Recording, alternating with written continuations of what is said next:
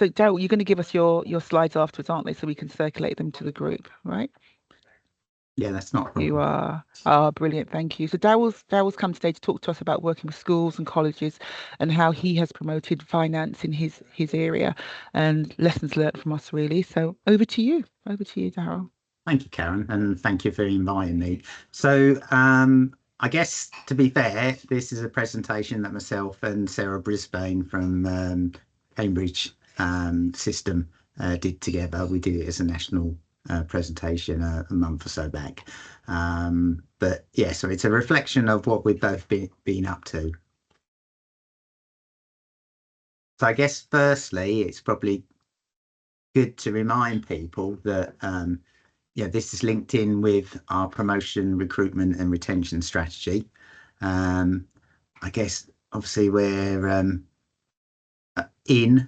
approaching fairly challenging times, I guess from a corporate cost perspective, but also from a patient care delivery perspective.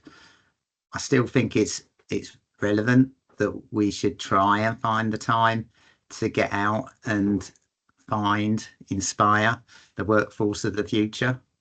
But I'm not really going to go through all the details that are set out here. But what these links work, so for you guys to actually remind yourself what is in the strategy, then the links are there to pick on. But clearly, there's, I guess, a lot of uncertainty. We had that accreditation process in place. I think people will find it a bit more challenging to find the time to support that process. We don't know what infrastructure will be in place in the new world, but for me, that accreditation process is still vitally important in terms of setting a benchmark for how we as finance professionals should operate, how we should support our staff, and how we should sort of promote and develop our teams. I'll just move on now. So I guess coming back to the careers in general, we'll talk a little bit about careers carousel, apprenticeships in school, interviewing in schools, and careers fairs are the things that, it may be that some of you guys have got involved in something else, but these are the things that we've come across in the main at the moment. So yeah, let's get into that itself. So it's probably worth a look around to see what is going on, but this is some stuff that Sarah came across in terms of the Cambridge System, two sort of organisations that are geared up to support people who are sort of going out into schools and colleges to sort of promote finance careers. So that's obviously something to have a look. I think Inspiring for the Future is definitely wider than just the Cambridge System, but maybe worth people who are interested see what there is. Within the Suffolk System, we've got what's called the Health Ambassadors System, and so I've signed up as a health ambassador. There's a group of people that promote careers fairs that comes through to our Talent for Care team, who work out of HR, and then they'll try and persuade health ambassadors to sort of attend. And up to now, I've been trying to go at least once a month to some kind of school or college, or we have some students in for some work experience. That could become a bit more challenging in the future, but what I'll want to try and do is encourage staff that obviously went to school in the local area to perhaps go back to their local school. The staff that have done that were really inspired themselves by going back to tell their school what they'd got up to, but it also inspired the students that these were people that went to their school and they've got on in life. So So I think there's some important messages in terms of trying to encourage people to sort of give back to their old school community.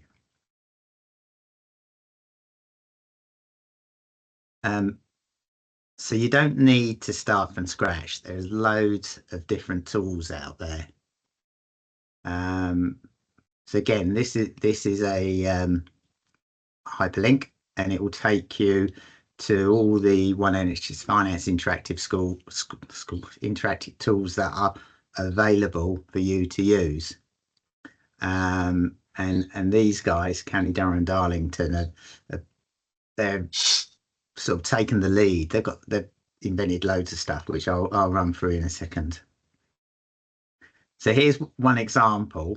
I personally haven't used this one as yet, but it is something that Sarah Brisbane had used in terms of if you're working with smaller groups, sort of setting a scenario of a problem and trying to sort of promote discussion and decision making in terms of, you know, what are the options, and getting them to debate the options, and then obviously taking a decision on which one to go with. There's sort of no real right or wrong answer, but it is about sort of engaging in them in the debate about how you might go about making a decision when you've got scarce resources and you're looking at quality versus quantity and other factors.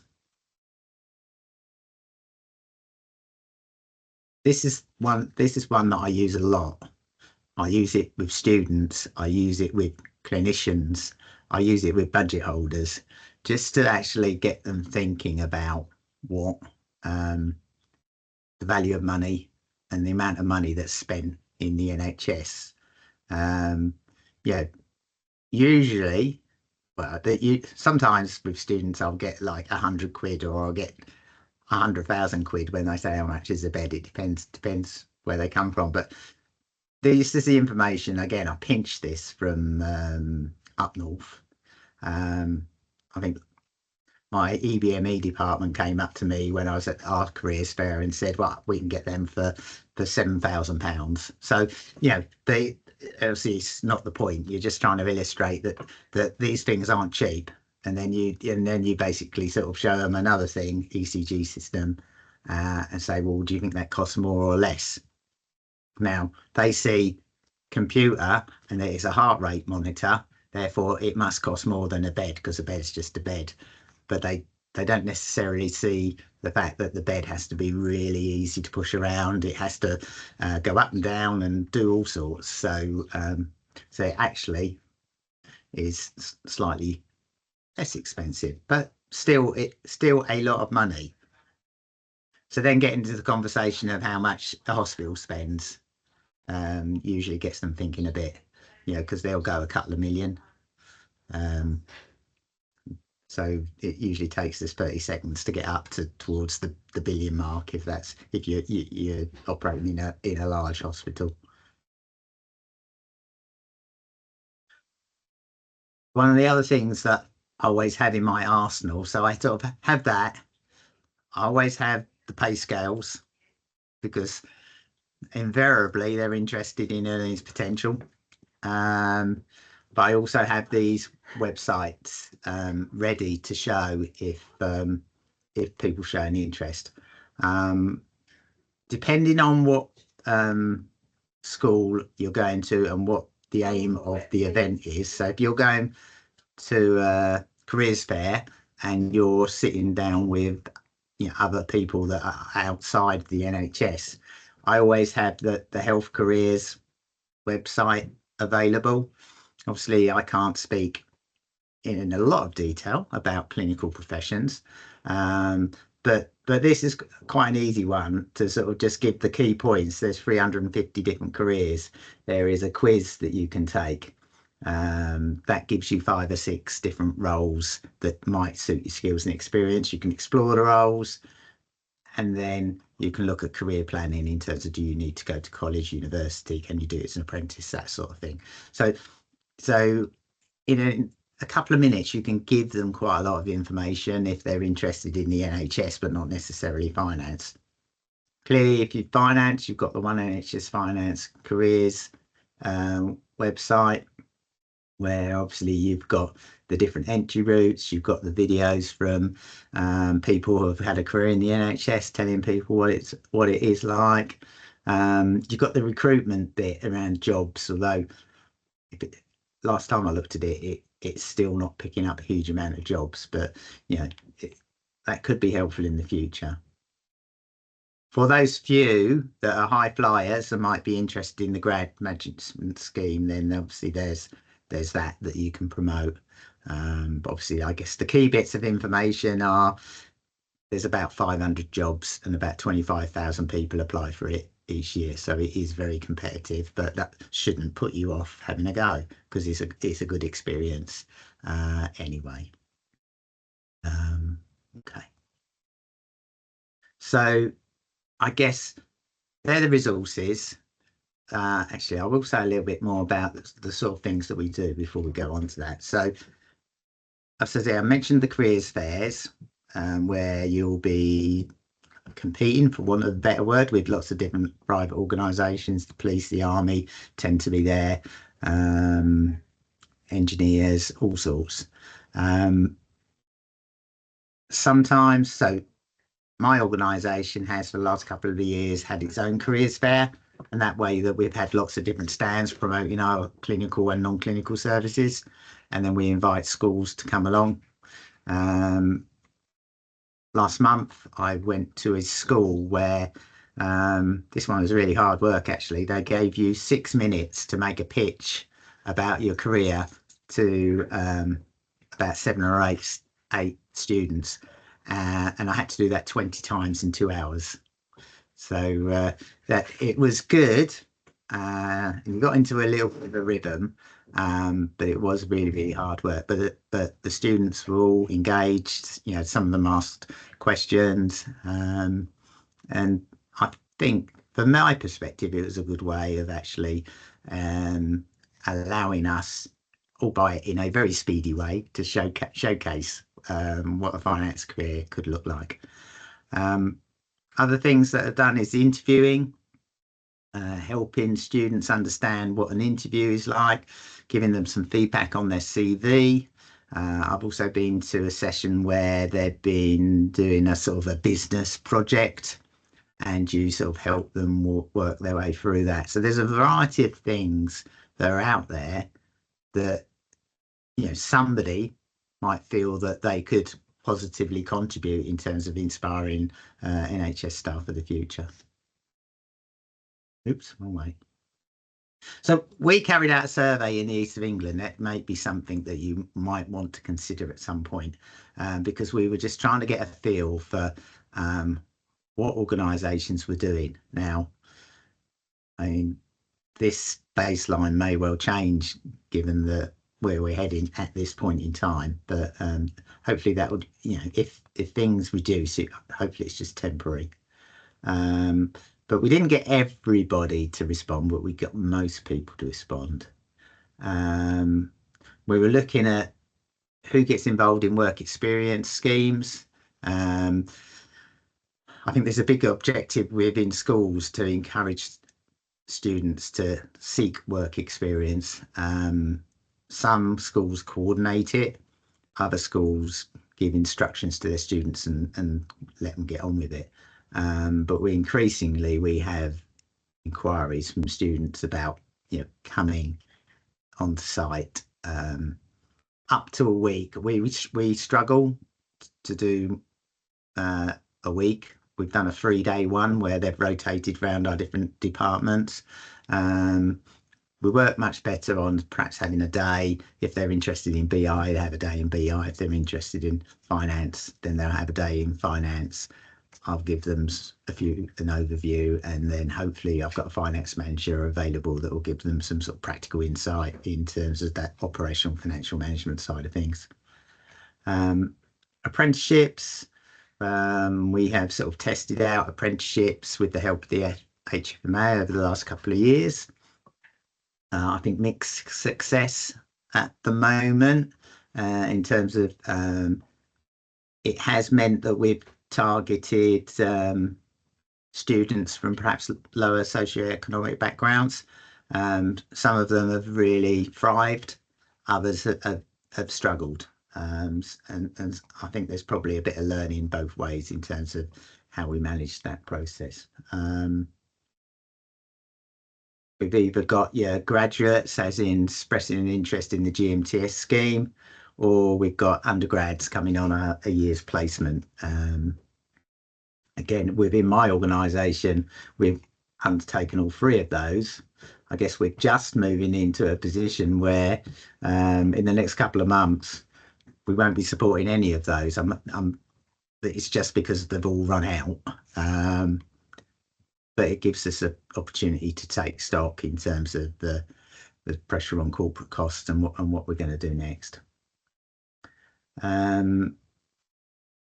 Collaborative system working. I think this is where we've got lots more work to do in terms of trying to engage the systems on what they're up to, how consistent we are in providing opportunities and getting out there into schools and colleges. There's different ways in which we work flexibly that has an impact. And again, sort of just trying to sort of, I guess, understand how people conduct induction processes, not just for our own staff, but when they bring students in.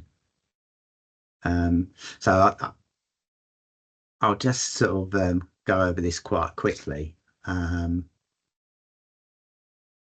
So most of our guys that participate in the work experience, there's some that weren't interested in considering it, but some would consider it in the future. Access accounting, hopefully people have heard of that. Again, that is targeting students from a lower socio-economic background.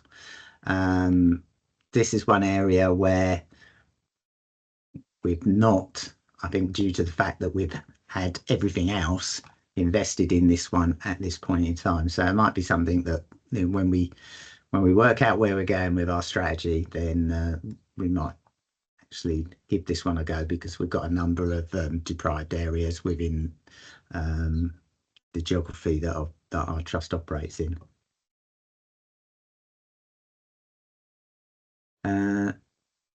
Apprenticeships, so that's probably roughly about 50% of our organisation signed up to have an apprentice. But obviously trying to support them to find a job could be quite challenging for those that are still here at the moment. Obviously, the investment that you put in them, and if they have thrived under it, you know, we need to really try and work hard to sort of keep them in the NHS.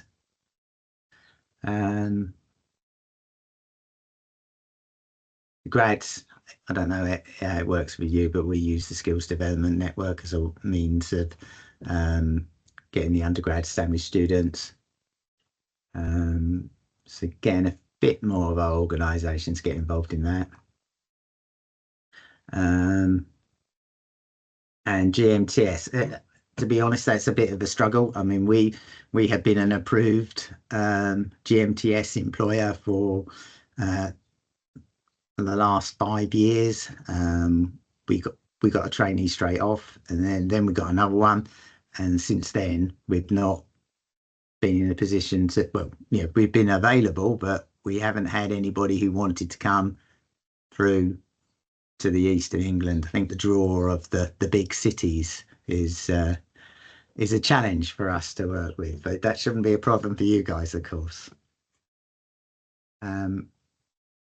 So that is a real whistle stop of what we've been doing around trying to go out to schools and colleges. It is a bit of a mix, and I think there is some challenges with us trying to sustain that support with tough times coming up. Happy to take some questions. Yeah, thank you so much, Daryl, for your time today. I'll open with the first question. So it's kind of what you're alluding to, really. What do you think we need to do locally or nationally to ensure that we can maintain this? As we know, when budget cuts come, the first thing that goes is education, training, and development, which means we're going to scrap or potentially scrap all these. So, who do you think, or what do you think we should be doing to try and stop that the best we can? Well, I guess a personal reflection on me and I guess the weakness in my organisation is that I've led it and I have done 90% of it, and that isn't sustainable.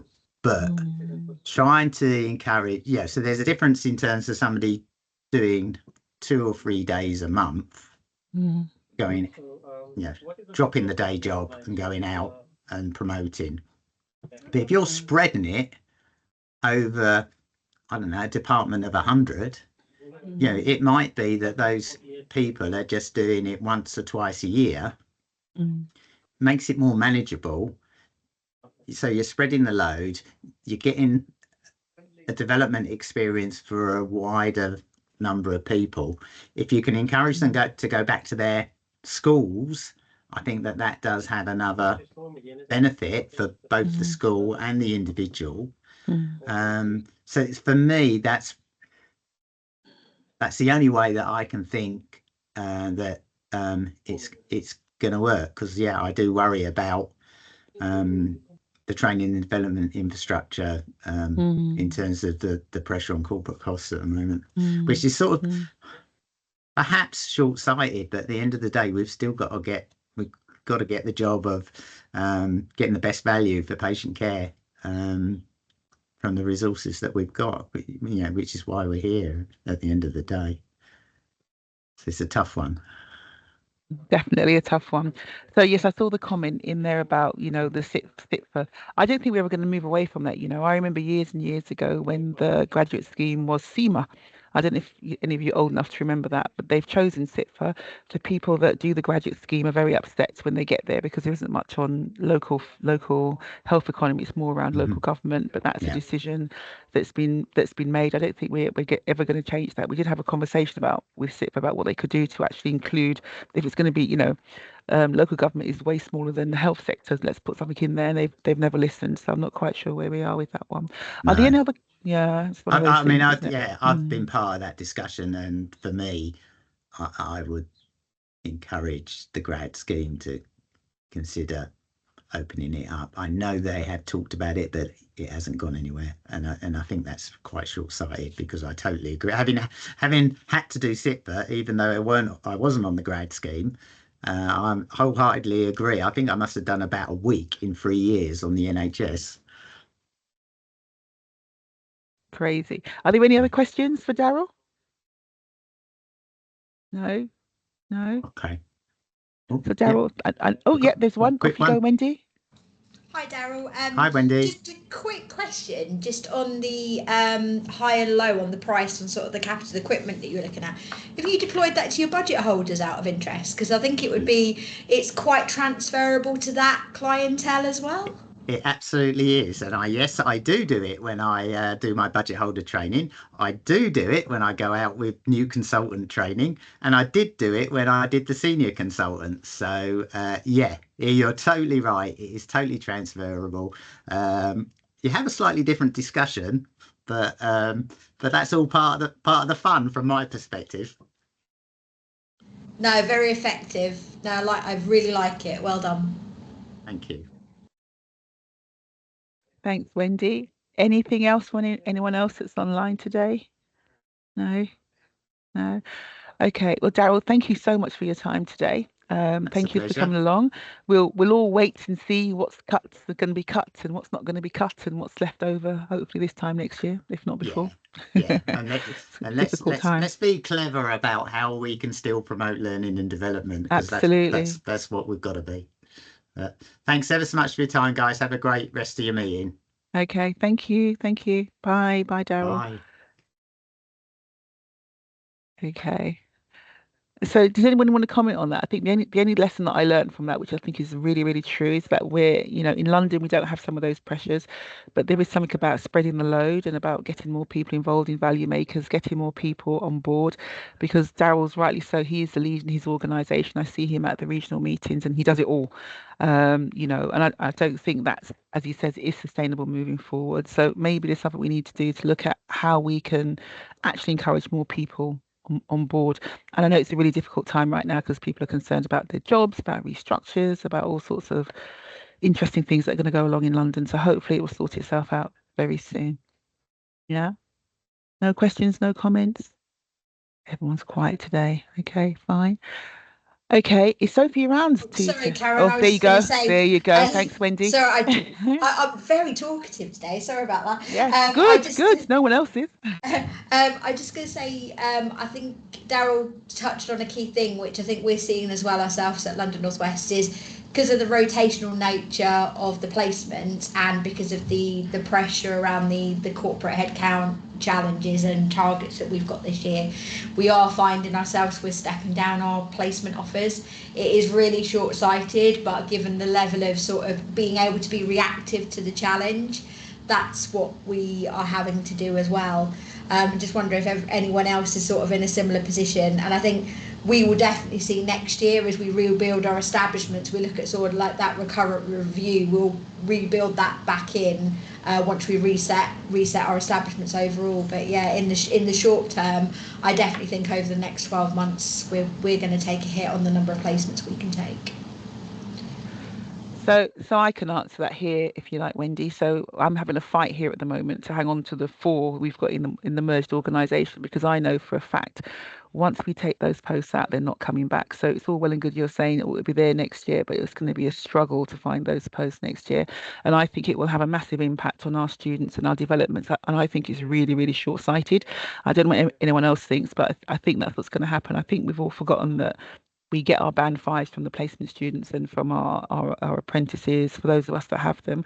But you're right, corporate budgets means it will be cut this year. So I don't know if you're aware of that, Satiris, but that's what's happening across London. So I think that there might be a smaller intake this year, but I don't believe it's going to be a one-off. I think they're going to permanently delete those posts, and it's going to be a fight to bring them back in if we don't achieve what we achieved this year. Now, I doubt we're going to achieve it within 12 months. Does anyone agree or disagree with me? Sarah, did you turn your camera on to say something? No. No, it's just because I finished my lunch. But yeah, no, I agree with you, Karen. I think it's going to be really tough, and we're having those difficult conversations in our organisation as well. Okay. Sorry, Satiris, if you go. Just following off on your point, Karen, what do you think the impact will be with the corporate cuts? So at the moment, go on. How do you think it will impact?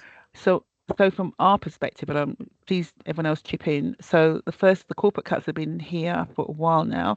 So every post has been frozen because corporate didn't do what they're supposed to do. They want the head cut reduction.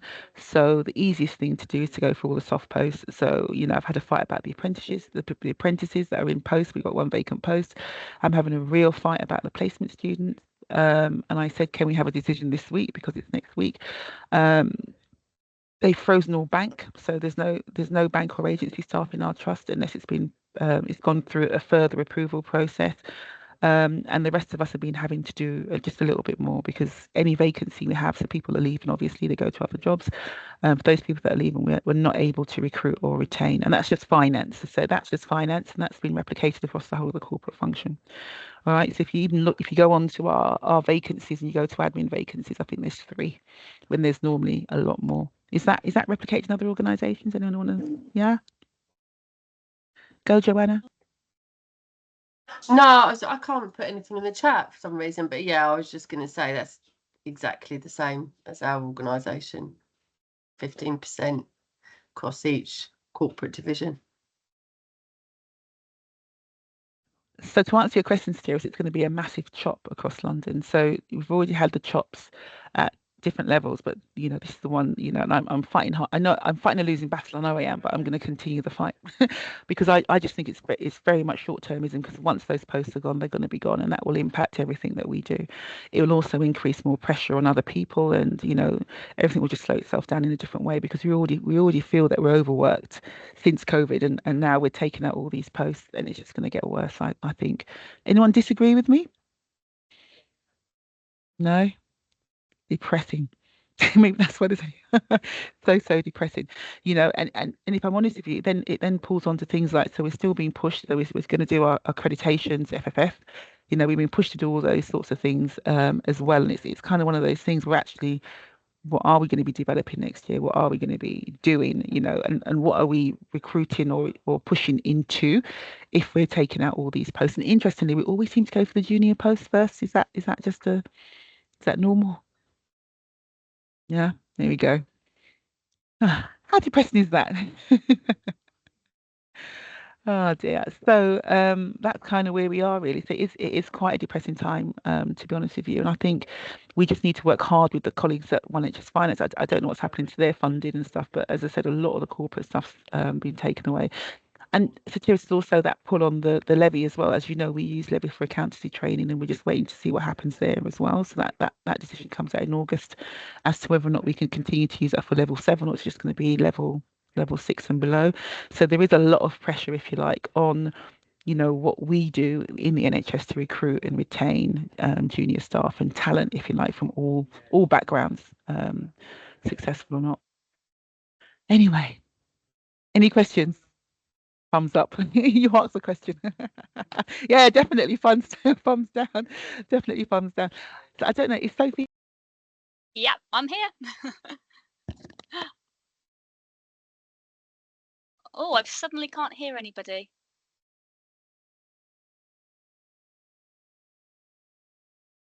You've muted yourself, Karen. Okay, we can hear you. Sorry, Okay, can you hear us? Brilliant. Okay, cool. Okay, so over to Sophie then. So she's going to talk to us about the National Staff Survey session. Thank you, Sophie. Hopefully everybody can see that. Yeah. So each year we look at the staff survey scores for finance directorates. So we go on to the publicly available scores and we extract them, put them into this WYSI spreadsheet, and then look at the average weighted scores for each of the people promise themes. And then look at the highest and lowest scores, and then we want to learn from those who've scored really well and also who've improved the most over the last year. So for 2024, we had 212 organisations in the sample compared to 193 last year. So that's good. Hopefully we get a better view of how finance staff are feeling across the board. This year the scores are pretty stable from the year before. Not a lot of change, slightly up in some, slightly down in others, and a couple of themes are exactly the same. However, we do think if the survey was done in the last couple of months, that might be a different picture. But yeah, this is obviously took part last autumn, so it'll be very interesting when the survey comes out this year what's going to happen. But for the last year, it remained fairly stable.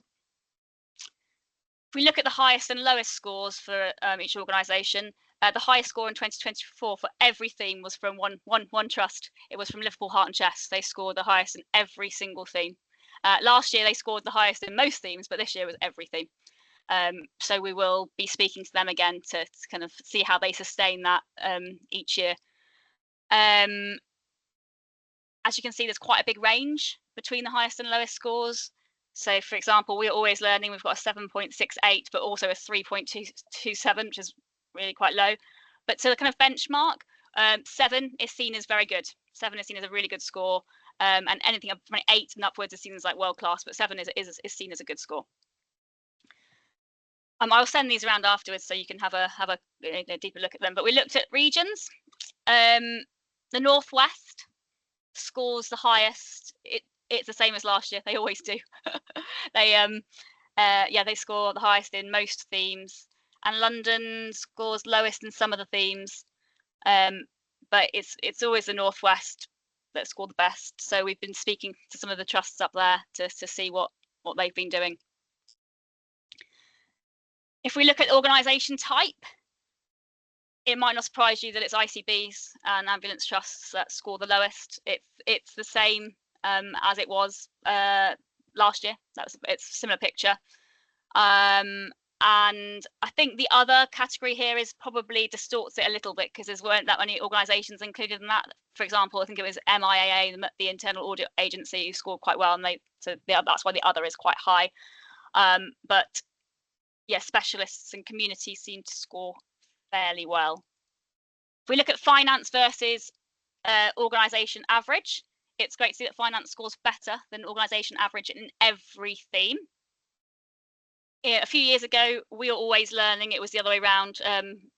Organisation average was higher than finance, but now finance has overtaken in every theme, which is good to see. We also looked at the accreditation level and the correlation between that and staff survey scores. And as you can see, level 3s have scored higher in every theme, which is good promotion for the accreditation programme. And apart from We Work Flexibly, the non-accredited score the lowest in everything. So it's a clear picture there for your level of accreditation has a strong correlation between for the staff study scores.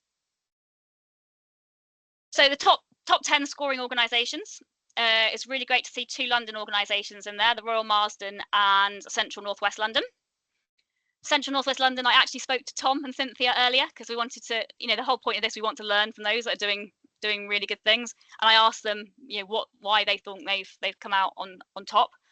They said level 3 has really helped. They said it underpins a lot of what they've done in the department. They're level 3.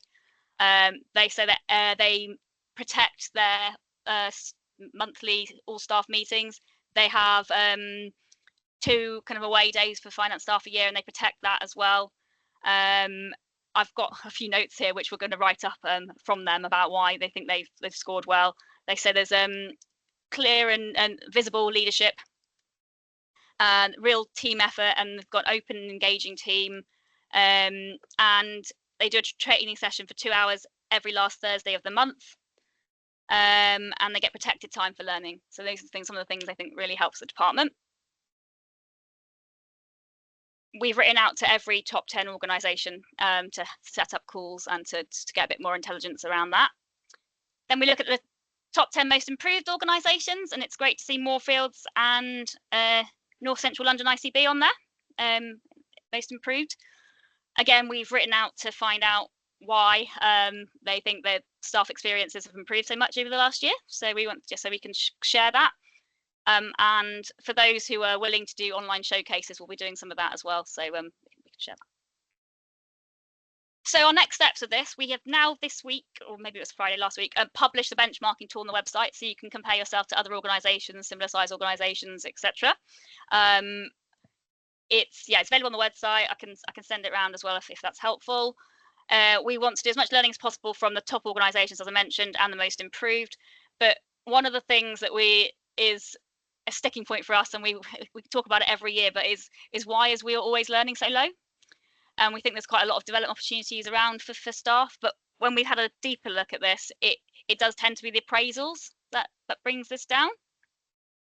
So we have created a survey about a survey on appraisals, which I just spoke to Jane Paling from the East of England about adding a few bits in. So we spoke to FLC about this yesterday. But we'd like to gain some really constructive feedback on what people think about their appraisals and what organisations could do to improve them, just to gather some information around that and see if there's anything that we can do to help influence better appraisals across the board. But it's the lowest scoring everywhere. So what have we got for resources around this? On the website, we've got the benchmarking tool, which I just mentioned. We have a guide for meaningful appraisals, and actually that was the most accessed page on our website over the last month, which is quite interesting. And it was in the top 10 of documents downloaded last year as well, which is interesting to see. We've got all the showcases from last year, so you can go and watch Liverpool Heart and Chest again.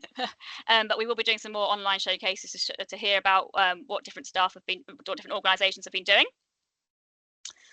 We've also collated a load of resources under each people promise. So if there's a particular score that you area you've not scored so well in, and we've got loads of really good resources under each of these themes, so you can go and have a look and see what we've got.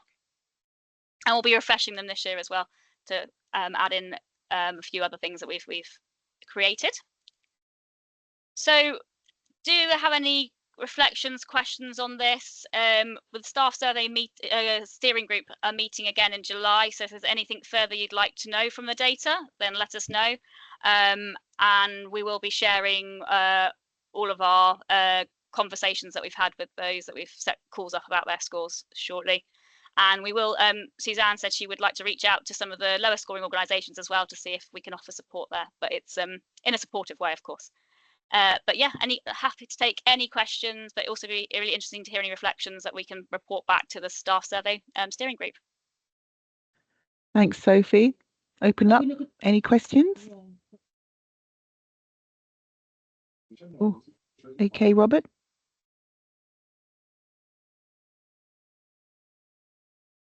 Hiya, can you hear me? Yes. Cool. Thanks for that. So yeah, I mean, definitely good to see the slides. I have a guess where King's is. Certainly, we are always learning is our. Actually, I think it was our focus last year, but I think we're focused on that and the engagement one this year as part of our response internally.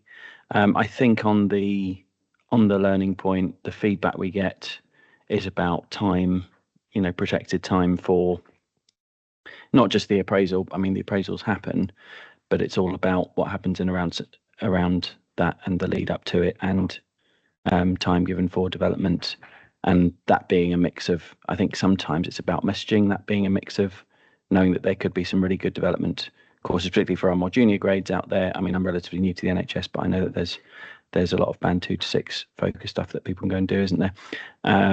But versus that, and actually things you just do on the job, the 70-20-10. So we've been talking about that model. Not that I'm an expert on it, but the people in our team on that. So yeah, I think that would be. But yeah, definitely good to see the slides, and happy to talk to anyone separately about who's equally feeling a bit that the scores aren't where they want them to be.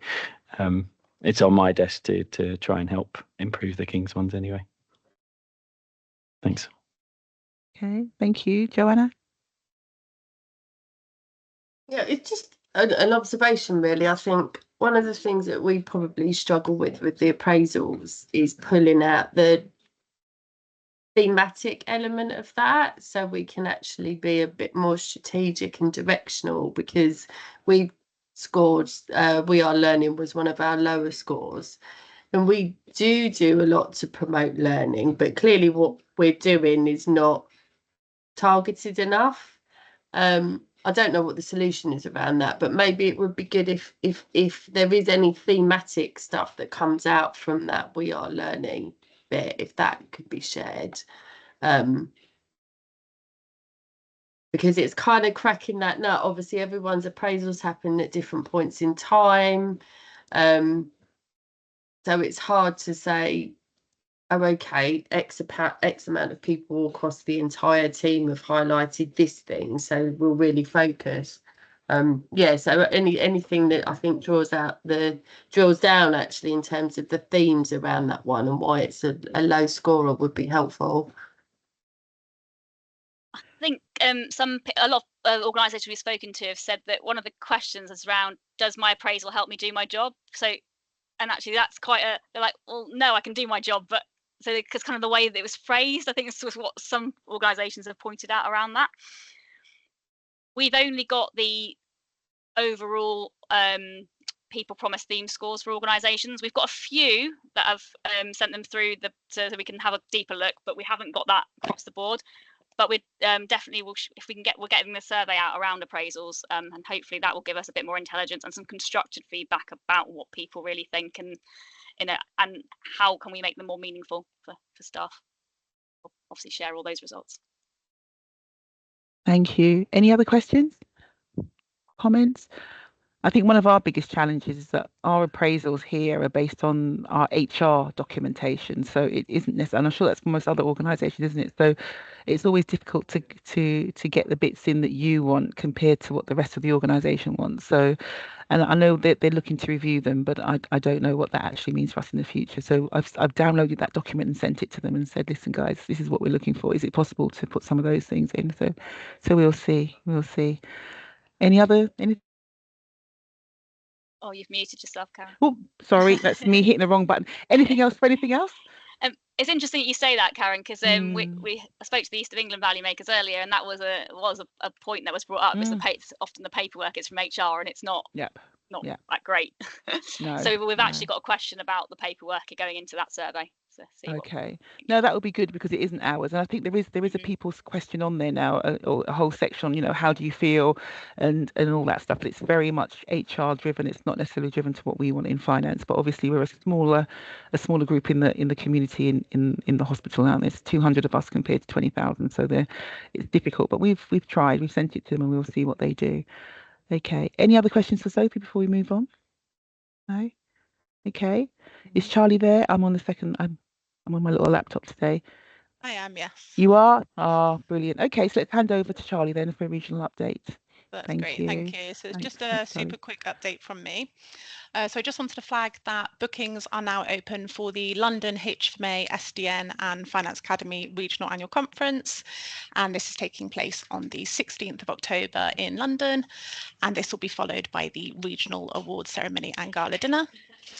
The London Finance Academy, once again, is subsidising one free ticket per London organisation, and the Skills Development Network is also offering a number of free places for Band 2 to 6 colleagues, and they're allocated on a first-come, first-served basis.